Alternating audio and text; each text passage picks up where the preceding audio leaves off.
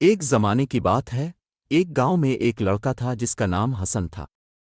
حسن اپنے والد کے ساتھ گاؤں کے کھیتوں میں کام کرتا تھا۔ ایک دن حسن نے دیکھا کہ ان کے گاؤں کا سب سے پرانا درخت، جو بہت سایہ دار اور خوبصورت تھا، خشک ہو کر گر گیا۔ حسن بہت رنجیدہ ہوا اور اس نے فیصلہ کیا کہ وہ کچھ کرے گا تاکہ ان کے گاؤں میں پھر سے خوبصورت درخت ہوں۔ اس نے اپنے والد سے بات کی اور ان سے کچھ بیج مانگے۔ والد نے اسے آم کے کچھ بیج دیے اور کہا، بیٹا، درخت لگانا ایک نیک کام ہے، لیکن اس کے لیے صبر اور محنت کی ضرورت ہوتی ہے۔ حسن نے یہ بات دل سے لگا لی۔ اس نے اپنے کھیت کے ایک کونے میں آم کے بیج بو دیے اور روزانہ ان کی دیکھ بھال کرنے لگا۔ حسن ہر روز پانی دیتا، مٹی نرم کرتا اور اپنے درختوں کی حفاظت کرتا۔ کچھ مہینوں بعد بیج سے ننھے ننھے پودے نکل آئے۔ حسن کی خوشی کی کوئی انتہا نہ رہی۔ اس نے اور بھی زیادہ محنت شروع کر دی۔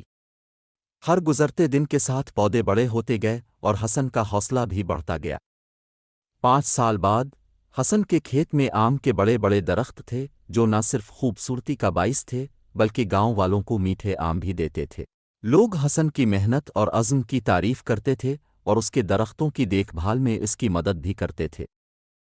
حسن نے نہ صرف اپنے کھیت کو سرسبز بنایا بلکہ اس نے گاؤں والوں کو بھی درخت لگانے کی ترغیب دی۔